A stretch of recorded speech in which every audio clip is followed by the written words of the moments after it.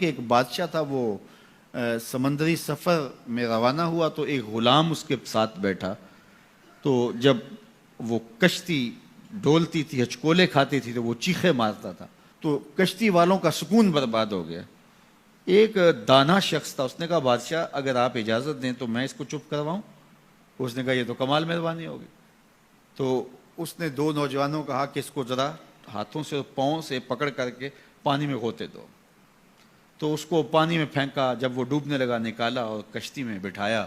وہ چپ کر کے بیٹھ گیا، اب کوئی چیختا نہیں ہے. تو بادشاہ نے کہا کہ اے دانا شخص، مجھے سمجھ نہیں آئی کہ یہ شخص کو آپ نے کیسے چپ کروا دیا. کہا بادشاہ دریا میں غرق ہونے کی تکلیف کو نہیں جانتا تھا، اس لیے کشتی کی سلامتی کی قدر نہیں تھی اس کو. اب اس نے وہ غرق ہونے کی تکلیف دیکھ لی، اب کشتی کی سلامتی کی اس کو قدر ہو گئی ہے. تو اللہ نے جو ہمیں عطا کیا ہے، آپ دیکھیں کہ اس سے نیچے کتنے لوگ بستے ہیں. جب آپ نیچے فرشت دیکھیں گے جو بیچارے نانے شبینہ کو ترستے ہیں. اگر مجھے تھوڑی سی تکلیف ہے اور میں جو ہے وہ اس تکلیف میں ناشکری کرنے بیٹھ جاتا ہوں، تو میاں وہ لوگ بھی ہیں جو بیچارے اپنی مرضی سے اپنا ہاتھ بھی نہیں اٹھا سکتے ہیں، جن کی عیدیں بھی جو ہیں وہ ہاسپٹل کے اندر گزرتی ہیں. وہ کئی سالوں کے اندر وہاں اذیت میں مبتلا ہیں. جب آپ دیکھیں گے تو کہیں گے مالک میں جس حال میں ہوں اس پہ تیرا شکر ہے. شیخ سعدی فرماتے ہیں میں دمشق کی جامع مسجد میں نماز جمعہ کے بعد نکل رہا تھا تو میرے کسی نے جوتے اٹھا لیے. تو یہ شروع سے ہوتا آیا ہے. تو کہتے ہیں کہ میں ننگے پاؤں جا رہا تھا اور میری حالت یہ تھی کہ میں جوتا خریدنے کی استطاعت بھی نہیں رکھتا تھا. تو میں دل میں شکوہ کنا تھا کہ اتنا بڑا لوگ تجھے امام سمجھتے ہیں اور تیری یہ مالی پوزیشن کہ جوتے بھی نہیں خرید سکتا. تو آگے میں نے دیکھا ایک شخص تھا جس کے پاؤں ہی نہیں تھے اور وہ رینگتا ہوا آ رہا تھا. میں فوراً سجدہ ریز ہو گیا، مالک شکر ہے تو نے پاؤں تو عطا کیے، جوتے آج نہیں تو کل نصیب ہو جائیں گے. تو جو میسر ہے اس کی قدر سیکھو، جو میسر نہیں ہے اس کی جلن میں اپنے آپ کو جلانے کی کوشش نہ کرو، تو زندگی سوکھی ہو جائے گی. یہ ضابطہ میرے حضور نے دیا.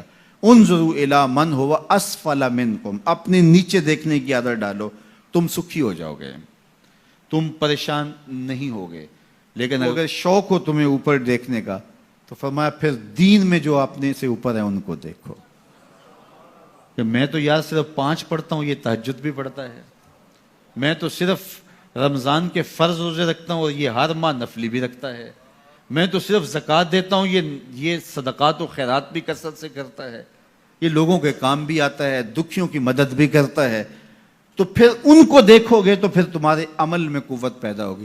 اوپر دیکھنے کا شوق آ جائے تو دین میں جو اوپر ہے ان کو دیکھو، ورنہ نیچے دیکھو. نیچے دیکھو گے زندگی سوکھی رہے گی. اپنی مٹی پہ ہی چلنے کا سلیقہ سیکھو، اپنی مٹی پہ ہی چلنے کا سلیقہ سیکھو.